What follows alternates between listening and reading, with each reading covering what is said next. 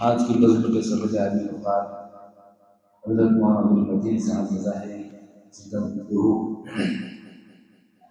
اور میرے استاذ گرامی قدر جناب حافظ القاری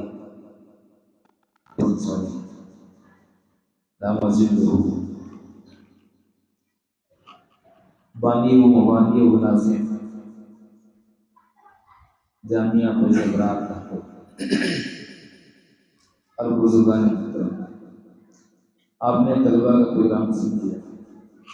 آج کی رات سے متعلق باتیں کہنے کی ضرورت اس لیے نہیں ہے کہ آپ آج کی رات میں آئی ہیں۔ ہم جب مدرسے کے مکتب کی اور دین کی بات کرتے ہیں تو خیال بچوں کی طرف جاتا ہے کہ بچوں نے علم حاصل کرنا چاہیے۔ علم بجائے خود مطلوب ہے، علم پر اگر عمل نہ بھی کیا جائے تب بھی ثواب ہے۔ ایک شخص علم حاصل کرے عمل نہ کرے اس کو ثواب ہوگا، ایک شخص علم حاصل نہ کرے عمل کرے اس کو عمل صحیح نہ ہونے کا ایک گناہ ہوگا اور علم حاصل نہ کرنے کا دوسرا گناہ ہوگا۔ اس لیے کہ عمل اس وقت صحیح ہوتا ہے جب علم صحیح ہے۔ یہ بات درست ہے کہ علم عمل کا امام ہے، لیکن عمل کے بغیر بھی علم ثواب نہیں۔ اللہ رب العزت کے یہاں پر بے علم رہنا عذر نہیں ہے۔ دنیا میں اگر ٹریفک پولیس کسی کو پکڑ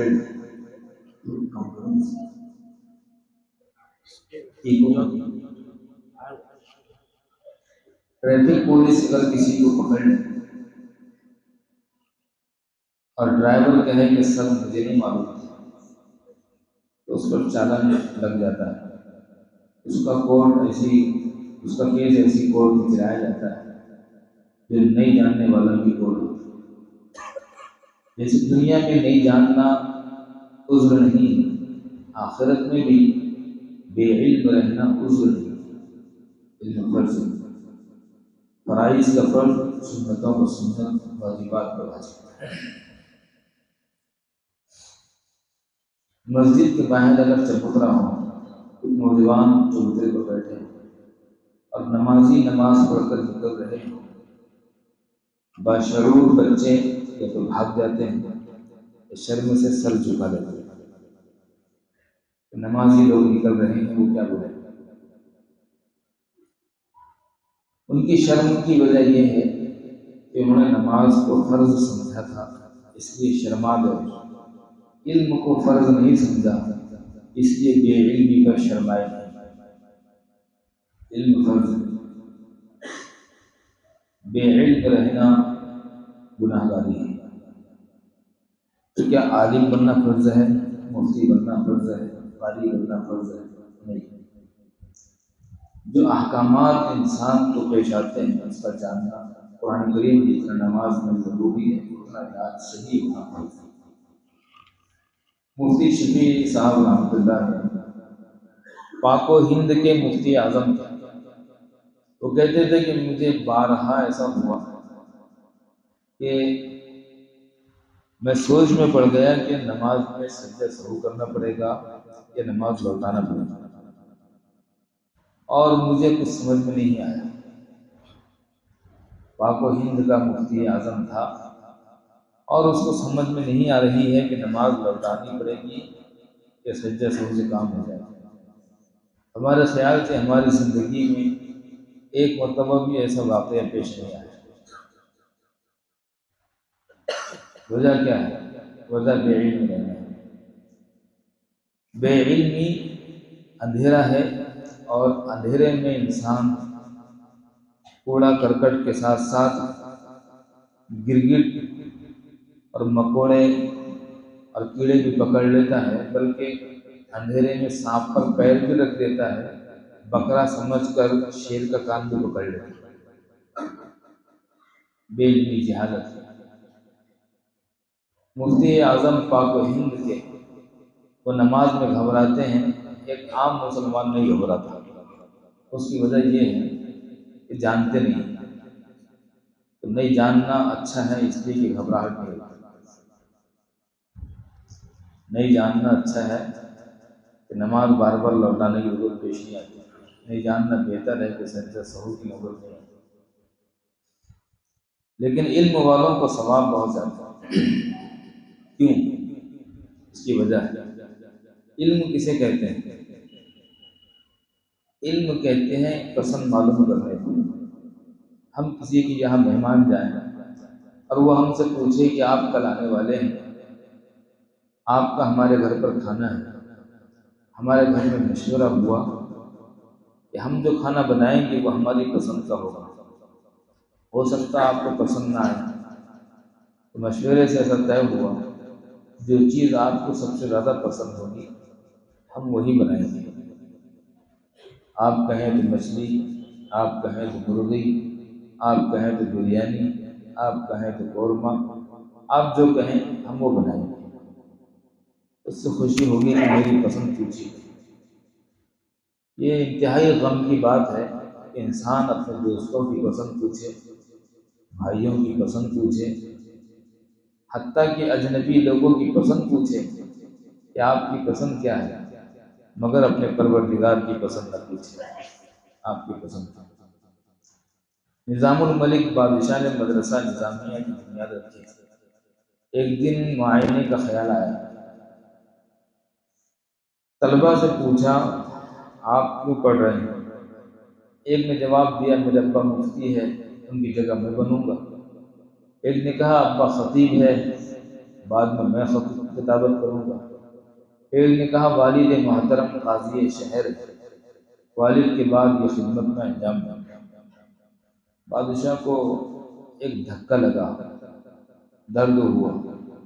اس نے سوچا کہ میں نے یہ سمجھ کر مدرسے کی بنیاد رکھی تھی یہ سب اللہ والے ہیں، مگر ہائے قافلہ حسین، قافلہ حجاز میں ایک بھی حسین نہیں، سب کے سب دنیا دار ہے، کوئی اللہ کے لیے پڑھنے والا نہیں، ایسا مدرسہ بند کر دینا چاہیے۔ بادشاہ مدرسہ بند کرنے کا خیال سوچتے سوچتے مدرسے کے باہر نکل رہا تھا۔ ایک بچے پر نگاہ پڑی جس کے بال بکھرے ہوئے تھے اور حال تال جگہ پر نہیں تھا، کپڑے پھٹے ہوئے تھے، ٹوپی بھی درست نہیں تھی، بہت مدھم اجالے میں کتاب کے مطالعے میں سر جھکائے وہ مصروف تھا۔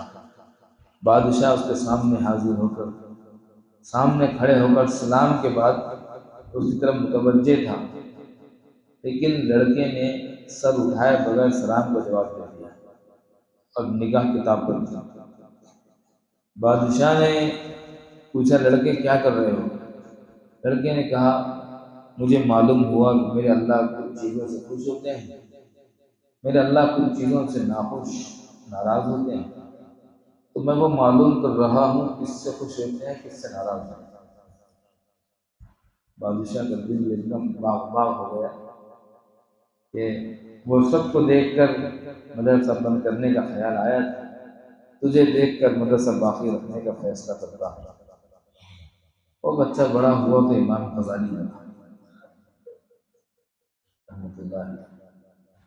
علم کسے کہتے ہیں؟ علم کہتے ہیں اللہ کی پسند معلوم کرنا، علم کہتے ہیں اللہ کے رسول صلی اللہ علیہ وآلہ وسلم کی پسند معلوم کرنا۔ لیکن افسوس یہ ہے کہ علم کے لیے مجاہدہ نہیں ہے۔ یہ جو بیانات ہم سن رہے ہیں یہ معلومات ہیں، علم نہیں ہے۔ علم وہ ہے جس کے لیے قرآن نے کہا وَالَّذِينَ جَاهَدُوا فِينَا لَنَهْدِيَنَّهُمْ سُبُلَنَا۔ علم کے لیے حضرت علی رضی اللہ عنہ کا قول منسوب کی طرف مشہور ہے العلم لا يعطيك بعضه حتى تعطيه كله۔ علم آپ کو اتنا اس وقت نہیں دے گا جب تک کہ آپ اپنا پورا جسم اس کے حوالے نہ کر دو، تب وہ اتنا دیتا ہے۔ امام محمد بن الحسن الشیبانی رحمۃ اللہ علیہ امام ابو حنیفہ کے ارشد تلامذہ ہیں۔ ان کے ہزاروں شاگرد ہیں، لیکن مشہور 3 ہو گئے: قاضی ابو یوسف، امام ظفر، امام محمد۔ امام محمد پڑھنے کے لیے آئے تھے، بچے تھے، داخلہ لینے کے لیے آئے تو امام ابو حنیفہ نے کہا لڑکے حافظ ہے؟ کہا جی نہیں، ہمارے یہاں داخلے کی شرط ہے حافظ ہونا۔ چلے گئے واپس۔ 1 ہفتے کے بعد پھر آئے۔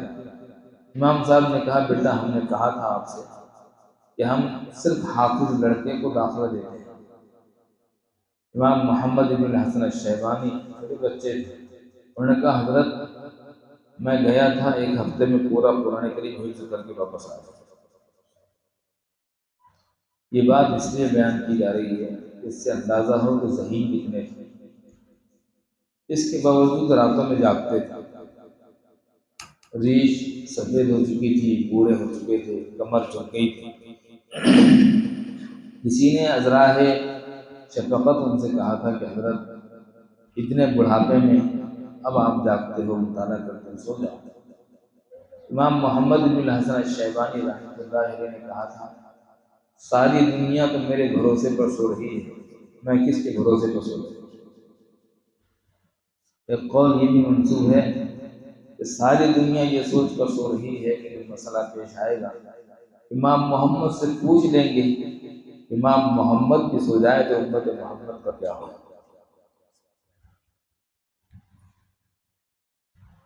علمی خدمات ایسی خدمات انجام دی کہ انگریز نے ان کی کتابیں جامع صغیر و کبیر اور موصوف وغیرہ پڑھی تھی، انگلش ٹرانسلیشن۔ تو اس نے کہا تھا رأیت محمدکم الصغیر کیف یکون محمدکم الکبیر، میں نے تمہارے چھوٹے محمد کو دیکھا وہ ایسے ہیں، تمہارے بڑے محمد کیسے ہیں؟ ان کا انتقال ہوا، کسی نے خواب میں دیکھا، پوچھا حضرت کیا گزری؟ کہا اللہ کے دربار میں حاضر ہوا تو میں کانپ رہا تھا، اللہ رب العالمین میری طرف متوجہ ہوئے اور مجھ سے کہا کہ محمد تم کانپ رہے ہو، تمہیں ڈر لگ رہا ہے کہ ہم تمہیں عذاب دیں گے۔ محمد ہم جنہیں علم دیتے ہیں انہیں عذاب نہیں دیا، ہم جنہیں علم دیتے ہیں انہیں عذاب نہیں دیا۔ مال تو سب کو دے دیتے ہیں، حکومت بھی سب کو دے دیتے ہیں، لیکن علم من یرید اللہ بہ خیرا یفقہہ فی الدین، جس کو چاہتے ہیں اسے دیتے ہیں۔ اتخذ اللہ ولیا جاہلا، کسی جاہل کو ولی بھی نہیں بناتے۔ لاڑ تو صوفیہ کا کرتے ہیں لیکن بات مانتے ہیں علم والوں۔ لاڑ تو آئے گا جنید بغدادی پر لیکن بات سنیں گے دارالعلوم دیوبند کی۔ کیوں؟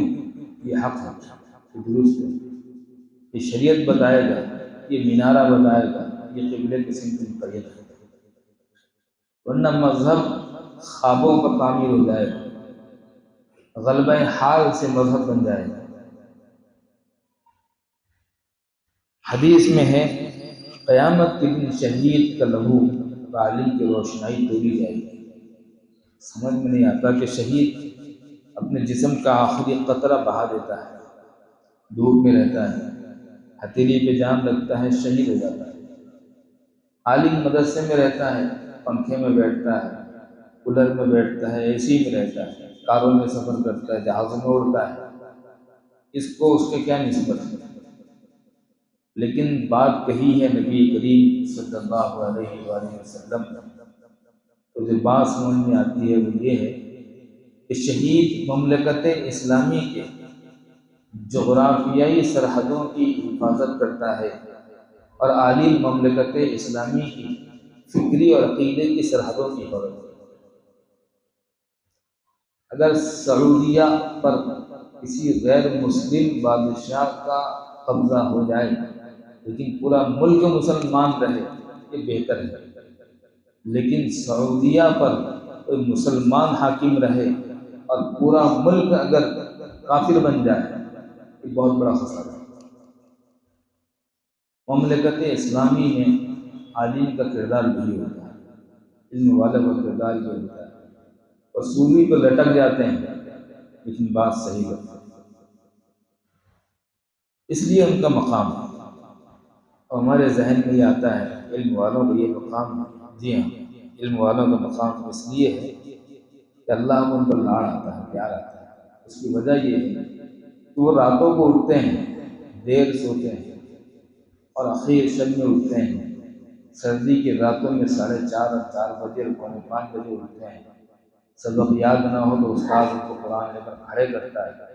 وہ معصوم بچہ جس کو ماں کے پہلو میں نرم گدے پر سو کر صبح کے 9 بجے اٹھنا تھا، وہ رات کے 4:30 بجے جنگل میں اٹھا ہوا ہے اور قرآن لے کر کھڑا ہوا ہے۔ سبق سنانے استاد کے پاس گیا، استاد نے پائپ سے اس کا استقبال کیا ہے، ٹھنڈی میں گرم آنسوؤں سے وہ رو رہا ہے، پھر بھی کھڑا ہے۔ یہ ساری محنتیں ضائع ہو جائیں گی، یہ سارے مجاہدے فنا ہو جائیں گے۔ اس لیے اللہ کو لاڑ آتا ہے، اس لیے اللہ کو پیار آتا ہے، اس لیے اللہ شفقت فرماتے ہیں، اور اس کا یہ مقام ہے کہ تو جس کی سفارش کر دے گا میں اس کو جنت میں ڈالوں گا۔ اس لیے اس کا مقام ہے کہ اس نے اللہ تو کیا چاہتا ہے، تیری چاہت کو سمجھنے کے لیے میں راتوں کو جاگتا ہوں، تیری چاہت کو سمجھنے کے لیے میں رشتہ داروں کی شادیوں کو قربان کرتا ہوں۔ ابھی ایک جگہ ایک قاضی صاحب نے بیان میں کہا کہ ایک ہوٹل والے کا انتقال ہوا، وہ ہوٹل ابھی موجود ہے، جس نے خواب دیکھا وہ دیکھنے والا موجود ہے۔ اس نے وہ ہوٹل کے مالک کو خواب میں دیکھا تو پوچھا ہمارا حال کیا ہے، کہ اللہ نے جنت میں ڈال دیا۔ خواب میں گفتگو ہو رہی ہے کہ کیسے کیا، تو اس نے کہا بہت زیادہ نیک عمل میرے پاس نہیں تھے، میں تو ہوٹل چلاتا تھا، میرا ایک کام تھا، میری ہوٹل میں جب کبھی بھی کوئی حافظ یا عالم آیا ہے میں نے اسے پیسے نہیں دیے، اللہ نے اس کی وجہ سے مجھے جنت میں ڈالا۔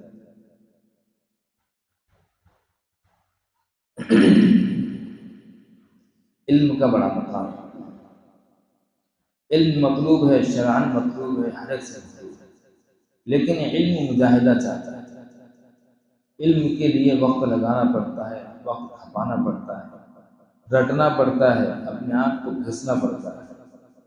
اور یہ عمر بچپن کی عمر صرف شرط نہیں ہوتی، انسان پیدائش سے لے کر شعور سے لے کر وفات تک طالب علم بن سکتا ہے۔ امام ابو یوسف رحمۃ اللہ علیہ کے پاس ایک شخص آیا عیادت کے لیے۔ امام ابو یوسف بیمار تھے، لیٹے لیٹے پوچھے کنکر جو پتھر شیطان کو مارے جاتے ہیں، رمی جو کی جاتی ہے، پیدل افضل ہے کہ سوار افضل ہے؟ اس نے کہا پیدل، کا غلط، سوار افضل ہے، کا غلط۔ جس شیطان کے بعد دوسرے شیطان کو پتھر مارنا نہیں ہے، جس شیطان کے بعد دوسرے شیطان کو پتھر مارنا ہے تو وہ تو پیدل افضل ہے، اور جس کے بعد کوئی دوسرا شیطان نہیں ہے آگے نکل جانا ہے وہ سوار ہو کے افضل ہے۔ وہ عیادت کرنے کے لیے آیا تھا، عیادت کرنے والوں کی بھیڑ لگی ہوئی تھی۔ اس نے کہا حضرت آپ کی حالت یہ ہے، اس وقت بھی آپ کو اس کی پڑی ہے؟ امام ابو یوسف رحمۃ اللہ علیہ نے کہا ایک بات بتاؤ، اللہ کے یہاں یہ مسئلہ جان کر جانا اچھا ہے یا اس مسئلے سے جاہل بن کر جانا اچھا ہے؟ تو ٹھیک اللہ آپ پر رحم فرمائے، تو کیا کرو باہر نکلا، گھر سے تھوڑا دور گیا تھا تو اندر سے رونے کی آواز آئی، پلٹ کر پوچھا تو امام ابو یوسف کا انتقال ہوا۔ جس کی موت اتنی قریب تھی اس وقت بھی وہ علم حاصل کر رہا تھا، اس وقت بھی وہ علم حاصل کر رہا تھا۔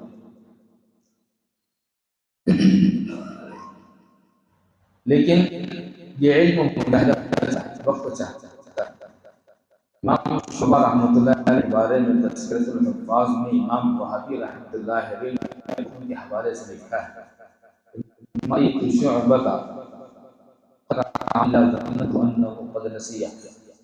میں نے امام شعبہ کو جب کبھی بھی رکوع میں دیکھا تو مجھے ایسا لگا کہ رکوع سے نکل گیا۔ جب میں نے انہیں سجدے میں دیکھا تو میں سمجھا سجدے سے اٹھنا وہ بھول گئے، اتنا لمبا سجدہ کرا۔ خود تذکرۃ الحفاظ میں امام وہابی عامل لکھتے ہیں کہ وہ بوڑھے ہو چکے تھے، صائم الدہر تھے، ہمیشہ روزہ رکھتے تھے، ان کی جلد سوکھ گئی تھی۔ کسی نے ان سے کہا کہ حضرت اب بڑھاپے میں رحم کیجیے اور بتائیے کہ اب روزانہ کے معمولات کیا ہیں؟ تو ان کو بہت غم تھا، ہمارے غم کے انہوں نے کہا تھا کہ اب نہیں ہوگا، ہو چکے ہیں، بوڑھے ہو چکے ہیں، کمر دکھ چکی ہے، اب نہیں ہوتا، اب رکعت میں بس سورہ بقرہ ہی پڑھ رہے، سورہ بقرہ 2.5 باروں کی۔ اور ایام 20 کہتے ہیں اردو مہینے کی 13، 14، 15 کو چہرہ غمگین بنا کر آنکھ میں آنسو لا کر وہ بوڑھا شخص امام شوقی کو کہا تھا کہ اب ایام 20 کے علاوہ مہینے نہیں رکھے۔ بنانی رحمۃ اللہ علیہ کے بارے میں ہے کہ ہمیشہ روزہ رکھتے تھے، روز کے قرآن ختم کرتے تھے۔ شیخ سلیمان تیمی رحمۃ اللہ کے بارے میں منقول ہے کہ سجدے میں 70 دفعہ سے کم سبحان ربی الاعلیٰ کبھی نہیں کہا، کبھی نہیں کہا۔ یہ باتیں ہم اس لیے کہہ رہے ہیں کہ اندازہ لگائیے کہ ان لوگوں کے یہاں پر علم کا مقام بڑا تھا۔ معافی بن عمران الموصلی کہتے ہیں کہ علم حاصل کرنا افضل ہے۔ امام احمد بن حنبل رحمۃ اللہ علیہ فرماتے ہیں اب تھوڑا سا علم حاصل کرنے رات میں پڑھنے سے اب کسی کہتے ہیں، پوچھا کسی نے مراد آپ کی کیا ہے؟ یہی نماز، روزہ، حج، زکوٰۃ، طلاق اور عدت کے مسائل، نکاح کے مسائل کہا۔ تھوڑی دیر یہ یاد کرنا، تحیات یاد کرنا، ثنا یاد کرنا، دعا یاد کرنا، کونے میں ایک بچہ بیٹھا ہوا ہے، یہ کام کر رہا ہے، اور ایک سلاط اپنے نماز میں لگے ہوئے ہیں۔ کو ہمارے پر رشتہ آتا ہے، جن کو اللہ نے کتاب و سنت کا علم دیا ہے ان کو 1 گھنٹہ رٹ کر یاد کرنے والے پر رشتہ ہے۔ کیوں؟ اس لیے امام راضی رحمۃ اللہ علیہ علم بنیاد رکھتے ہیں کہ دنیا میں علم حاصل کرنے کے مشورے سے بڑھ کر نفل عبادت کوئی بھی نہیں ہو سکتی، جیسے کہ عمل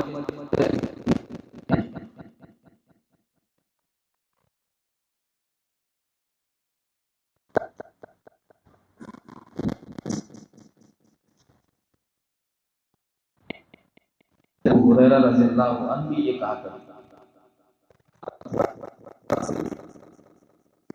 رات عبادت رحمۃ اللہ علیہ امام ابن وہاب رہے تھے، ان کا شاگرد اٹھا، ظہر یا عصر کی نماز کا وقت آیا، نفل نماز کی نیت باندھ لی، نفل نماز کی نیت باندھ لی۔ حضرت نے کہا تم جس کام میں لگے ہو اس کو افضل سمجھ رہے ہو، حالانکہ جس کام میں لگے تھے وہ کام افضل تھا، علم افضل تھا، علم کا حاصل تھا۔ لیکن لوگ عمل کی اصلاح کے لیے آتے ہیں، علم کی اصلاح کے لیے نہیں آتے۔ عمل یاد کرنے کے لیے آتے ہیں، علم یاد کرنے کے لیے نہیں آتے، اس لیے کہ عمل کو تکلیف نہیں ہوتی، علم کو بہت تکلیف ہوتی ہے۔ صرف گھر چھوڑنے پر کافی نہیں ہوتا معاملہ، یاد کرنا پڑتا، مجاہدے کرنے پڑتے، جب چہرے بدل جاتے ہیں، جب کپڑے پھٹ جاتے ہیں، جب خون سوکھ جاتا ہے، جب بال بکھر جاتے ہیں، جب دوست ٹوٹ جاتے ہیں، جب شادیاں چھوٹ جاتی ہے، جب یاد گھر کی ستاتی ہے، جب ماں یاد آتی ہے اور آنکھ سے آنسو بہنے لگتے ہیں، تب جا کر تھوڑا علم آتا ہے۔ جن کے نزدیک تھوڑا دیر علم حاصل کرنے میں بسر کرنا رات بھر کے نوافل میں مشغول رہنے سے افضل تھا، تو کیا انہوں نے نوافل چھوڑ دی؟ نہیں، بتانا یہ مقصود ہے کہ وہ نماز کو افضل نہیں سمجھتے تھے، نفل نماز کو علم حاصل کرنے کو افضل سمجھتے تھے۔ جب نماز کو افضل نہیں سمجھتے تھے، نفل نماز وہ اتنی کثرت سے پڑھتے تھے، اتنا مجاہدہ وہ نفل نماز کے لیے کرتے تھے، تو علم کے لیے کتنا کرتے ہوں گے۔ کل وہ مقرر صاحب نے جو بات کہی وہ قابل غور ہے کہ اب ہر ایک کو شوق ہے کہ ڈاکٹر بنے، پروفیسر بنے، انجینئر بنے، وکیل بنے، لائر بنے، پروفیسر بنے، اور آئی اے ایس بن جائے، کلاس ون آفیسر بن جائے۔ ایک عام شوق ایجوکیشن کے نام پر ہوا ہے۔ اب حافظ بننے کا شوق ختم ہے، عالم بننے کا خیال ختم ہو گیا، اب مفتی بننے کی وہ جو فیشن تھی وہ ختم ہو گئی۔ اس کی وجہ یہ ہے کہ ہم نے علم کو پہچانا ہے۔ علم مقام دلاتا ہے، علم مرتبے دلاتا ہے، علم سے حمیت آتی ہے، علم سے محبت رسول پیدا ہوتی ہے، اطاعت رسول کا جذبہ پیدا ہوتا ہے۔ لیکن علم ادب سے آتا ہے، محنت سے آتا ہے، تعلق سے آتا ہے، قربت سے آتا ہے۔ امام ابو حنیفہ رحمۃ اللہ علیہ نے جو محنتیں کی ہیں اور امام ابو یوسف نے جو مشقتیں اٹھائی ہیں، کتابوں میں وہ سب واقعات ہے پڑھنے کے قابل۔ علم ادب سے آتا ہے، یہ موبائلوں سے علم نہیں آتا ہے، جو کبھی پیروں پر رکھا ہوا ہوتا ہے اور کبھی چپلوں کے پاس رکھا ہوا ہوتا ہے۔ علم ان کتابوں سے آتا ہے جو محرابوں میں سجی ہوتی ہے، عظمت سے آتا ہے، ادب سے آتا ہے، اہتمام سے آتا ہے علم۔ عبداللہ بن مبارک رحمۃ اللہ علیہ کہتے ہیں امام مالک ہمیں درس دے رہے تھے حدیث کا، ان کے کپڑوں میں بچھو داخل ہو گئے، ہم نے چہرے پر ان کے اثرات دیکھا، 16 دفعہ دیکھا۔ درس سے فارغ ہو کر انہوں نے کہا کہ اندر کچھ ہے نکالو، وہ بچھو تھا۔ انہوں نے کہا مجھے اسے 16 دفعہ ڈنک مارے، لیکن میں نے سبق بند اس لیے نہیں کیا، انما صبرت اجلالا لحدیث رسول اللہ صلی اللہ علیہ وسلم، رسول اللہ صلی اللہ علیہ وسلم کے حدیث بند کر دو بچھو کے واسطے اہتمام بہت۔ جب اتنا مشقت کی جاتی ہے اور اتنا مجاہدہ کیا جاتا ہے تو اللہ علم دیتا ہے۔ جن کو علم دیتے ہیں ان کو مرتبے دیتے ہیں، ان کو مقام دیتے ہیں، ان سے قیادت کا کام لیتے ہیں۔ امام ابو یوسف چھوٹے تھے، چلے جاتے تھے، امام ابو حنیفہ کے گھر میں درس چلتا تھا، بیٹھ جاتے تھے۔ ایک مرتبہ ان کی والدہ آئی تو ناراض ہو گئی، ہمارے گھر میں کوئی کمانے والا نہیں ہے، یہی ہے، تم اس کو بٹھا لیتے ہو تو چولہا کیسے جلے گا؟ امام صاحب نے بڑے کیفیت کے ساتھ بات کہی تھی کہ اما جان میں اس کو وہ علم سکھا رہا ہوں، سیکھنے کے بعد بادشاہوں کے دسترخوان پر میوے کے حلوے کھایا۔ بڑھیا کو عجیب لگی وہ بات، لیکن وقت آیا، قاضی کی ضرورت پیش آئی، قاضی ابو یوسف کو بھیجا گیا، بادشاہ وقت نے دعوت دی، ہاتھ دھلائے، دسترخوان بچھایا، پہلی ڈش جو آئی میوے کا حلوہ تھا۔ کتاب میں ہے جعل یبکی، قاضی ابو یوسف رونے لگے، بادشاہ وقت نے رونے کو وجہ سبب پوچھا، کچھ نہیں، واللہ ما هذه الا ثمرۃ العلم، اللہ کی قسم اس علم کا نتیجہ ہے۔ میرے استاد نے کہا تھا میری اماں سے، میں اس کو وہ علم سکھا رہا ہوں کہ اس کے بعد بادشاہوں کے دسترخوان پر میوے کے حلوے کھایا۔ یہ شرط ہے کہ اس کے لیے علم کی بات آ گئی تو ایک بات بتا دیں، اللہ جن کو علم دیتے ہیں ان کو مرتبے دیتے ہیں۔ راجیو گاندھی پرائم منسٹر تھے، ایک صاحب کے ہاتھ سے انہوں نے نمبر بھیجا تھا علیمیہ صاحب نے۔ علیمیہ کی جب راجیو گاندھی سے ملاقات ہوئی، راجیو گاندھی نے کہا کہ اوکھلا کے وہ صاحب تھے، میں نے ان کے ہاتھ سے ٹیلی فون نمبر آپ کو بھیجا تھا، اس نمبر پر اگر آپ کال کرتے تو وہ فون میں ہی اٹھاتا۔ اس مرتبہ میں اس 6 مہینوں میں ان کے کال تو اس نمبر پر بہت آئے مگر آپ نے فون نہیں کیا۔ علیمیہ صاحب نے کہا کہ مجھے انہوں نے آپ کا نمبر نہیں دیا اور مجھے پتہ نہیں۔ راجیو گاندھی نے کہا میں نے آپ کو وہ نمبر بھیجا تھا اس لیے یہ بات کرنی تھی، اور بات یہ کرنی تھی کہ پارٹی کے یہ حالات ہے، میں آپ سے مشورہ لینا چاہتا تھا کہ میں کیا کروں۔ مولانا سید ابوالحسن علی ندوی رحمۃ اللہ علیہ نے کہا میرا مشورہ آپ کو یہ ہے کہ آپ اسی وقت پردھان منتری کے عہدے سے استعفیٰ دے دیجیے۔ اگلے دن کے اخباروں میں ٹائٹل بنا ہوا تھا کہ پردھان منتری نے استعفیٰ دے دیا۔ يرفع الله الذين آمنوا منكم والذين اوتوا العلم درجات، اللہ جنہیں علم دیتے ہیں انہیں مرتبے دیتے ہیں، لیکن علم وہ جو اہتمام سے سیکھا جائے۔ بقدر القد تكتسب المعالی من طلب العلا سهل البيان، لیکن کیا ہر ایک عالم بنے؟ سیدنا عمر بن عبدالعزیز رحمۃ اللہ علیہ نے کہا تھا ہو سکے تو تم عالم بنو، ایسا نہیں ہوتا تو طالب علم بنے، اور ایسا بھی نہیں ہوتا کم سے کم علم والوں سے محبت کرو۔ اگر تم نے علم والوں سے محبت بھی کی مجھے امید ہے کہ اللہ تمہاری نجات کرے۔ آخری بات سنا کر بات ختم کر، امام مالک کا درس چلتا تھا، ایک جوان شخص آیا اور اس نے پوچھا عبد الرحمن بن قاسم، تم میں کوئی عبد الرحمن بن قاسم ہے؟ اس نے اشارہ کیا کہ یہ ہے۔ وہ آیا اور اس نے ان کی مونڈے پکڑ کر کھڑے کیے، کان میں کچھ کہا، بس اس کے بعد دونوں ایک دوسرے سے چمٹ گئے، بہت رونا شروع۔ امام مالک رحمۃ اللہ علیہ بھی سہم گئے، پوری مجلس سہم گئی کہ عبد الرحمن کو ابھی چہروں پر مسکراہٹ تھی، اچانک یہ کیفیت کیا ہو گئی؟ کہ عبد الرحمن کیا ہوا؟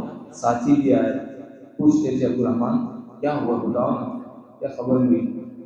امام مالک بھی متوجہ ہو گئے، عبد الرحمن کے انتقال کی خبر ہوئی، گھر سے کچھ سندیسہ آیا، عبد الرحمن کچھ بولو تو صحیح۔ عبد الرحمن کی کیفیت یہ تھی کہ اگر کچھ بولیں گے تو چیخ نکل جائے گی، بات ہے ایسی جو چپ ہوں ورنہ کیا بات کر نہیں آتی، کچھ اصولوں کا پاس ہے ورنہ ہم بھی منہ میں زبان رکھتے ہیں۔ وہ کیفیت عبد الرحمن بن قاسم کی۔ بہت دیر کے بعد انہیں خیال آیا تو استاد ہے، استاد کی عزت، اس کا احترام، اس کے قدر منزلت ضروری ہے۔ امام ابو حنیفہ رحمۃ اللہ علیہ نے اپنے بچے کا نام استاد کے نام پر حماد رکھا تھا، اور ان کے تذکرے میں لکھا ہے کہ جس طرف استاد کا گھر تھا استاد کے گھر کی طرف بھی ساری زندگی پیر نہیں پھیلایا ہے۔ ان سے کسی نے پوچھا تھا ایک بار کہ حضرت حدیث کی کتاب کو بغیر وضو کے چھو سکتے ہیں؟ حضرت نے چلتا چلاتا جواب دیا تھا۔ سائل نے سوال پلٹ کر پوچھا تھا حضرت آپ کیا کرتے ہیں؟ اس نے کہا میرا چھوڑ دو، جس کمرے میں حدیث کی کتاب رہتی ہے میں اس میں بغیر وضو کے نہیں رہتا۔ دارالعلوم دیوبند میں کلرک تھے، کوئی آدمی آیا کام سے تو انہوں نے کہا کہ ٹھہریے میں بھی وضو کر کے آتا ہوں۔ اس نے کہا لکھنے پڑھنے کو وضو کی ضرورت تھوڑی پیش آتی ہے۔ انہوں نے کہا 40 سال سے دارالعلوم دیوبند کے احاطے میں بغیر وضو کے قدم نہیں رکھتے۔ قاری طیب صاحب کہا کرتے تھے دارالعلوم دیوبند کی دیواروں نے ایک زمانہ وہ بھی دیکھا ہے جب محتمین سے لے کر گھنٹہ بجانے والا بھی اللہ کا ولی ہوا کرتا۔ عبد الرحمن بن قاسم کو خیال آیا کہ استاد پوچھ رہے ہیں میں خاموش ہوں۔ انہوں نے کہا کہ حضرت بات یہ ہے کہ ہم مصر کے رہنے والے ہیں، ہم غریب کے روز کماتے تھے کھاتے تھے، ہمارے پاس پیسے بچتے نہیں تھے۔ مدینہ منورہ سے جو لوگ آتے تھے تو یہاں کے درس کی خبریں سناتے تھے، دل میں ارمان مرتے تھے لیکن انتظام نہ ہونے سے بے بس رہتے تھے، اپنی غریبی اور بے بسی پر آنسو بہاتے تھے کہ کاش ہمارے حالات اچھے ہوتے تھے، ہم بھی مدینے کا سفر کرتے امام مالک کی خدمت میں پہنچتے۔ اللہ کو ہماری طلب پر پیار آیا اور اللہ نے انتظام کیا، رتی رتی پائی پیسہ ہم نے جوڑا جمع کیا، اور وہ دن آ گئے کہ جب ہمارے پاس اتنے پیسے جمع ہوئے کہ ہم مدینہ منورہ کا سفر کر سکیں۔ میں یہاں آ گیا، آپ کی خدمت میں رہا، 1 سال ہو گیا تو مجھے خیال آیا کہ اپنی بیوی کو میں کتنا انتظار کراؤں۔ اب چلتے ہیں۔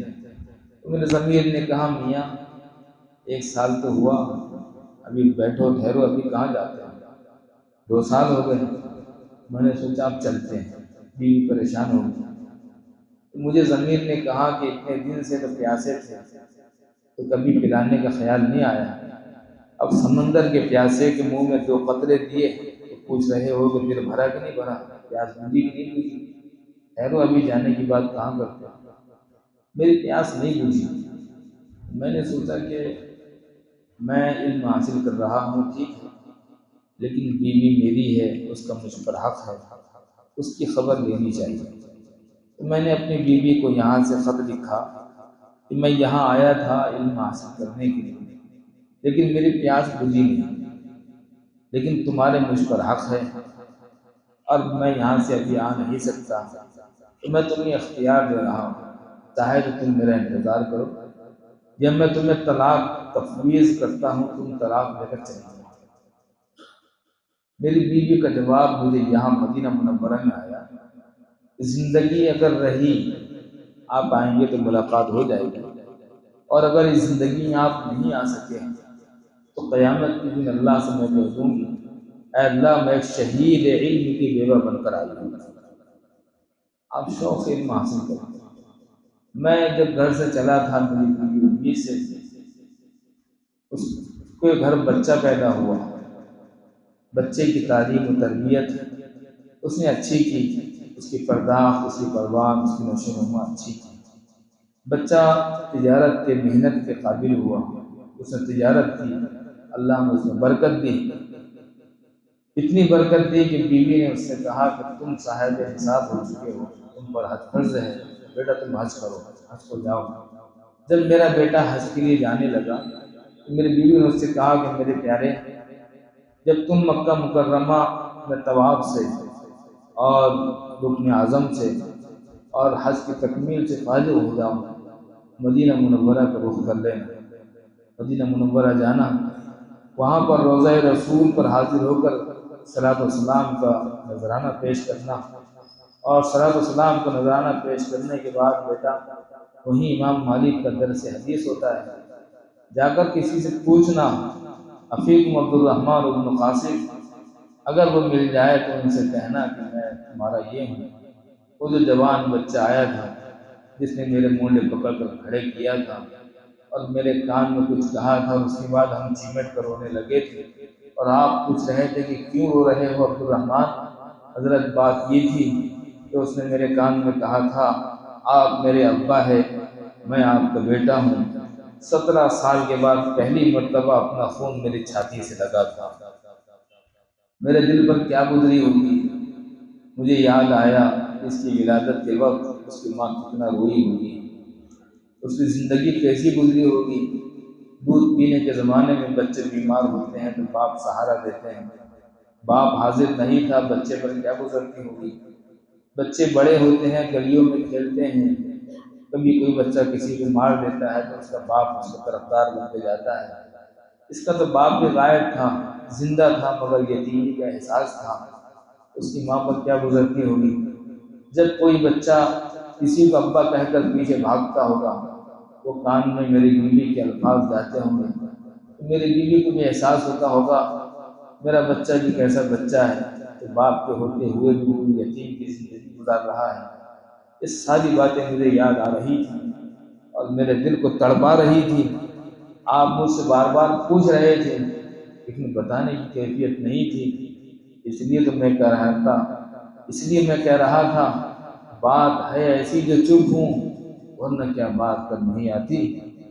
میرے بھائی جب اتنی محنتیں کی جاتی ہے، اور وہ عبد الرحمن بن قاسم کہتے ہیں رحمۃ اللہ علیہ میں نے امام مالک کی خدمت میں 17 سال گزارے، ان 17 سالوں میں میں نے 2 سال علم حاصل کیا اور 15 سال میں نے شریعت کا ادب سیکھا۔ جب اتنے مجاہدے ہوتے ہیں، جب اتنے آنسو بہتے ہیں، جب اتنا انتظار کٹتا ہے، جب اتنی رات کی تنہائی میسر آتی ہے، جب اولاد کا غم ستاتا ہے، جب بیوی کی تنہائی رلاتی ہے، تب جا کر علم اپنے آپ کو اتنا ہمارے حوالے کرتا ہے۔ علم سننے کو معلومات نہیں کہتے ہیں، علم رٹا جاتا ہے، یاد کیا جاتا ہے۔ کوئی التحیات یاد کرے، کوئی دعائے قنوت یاد کرے، کوئی قرآن کی سورت یاد کرے۔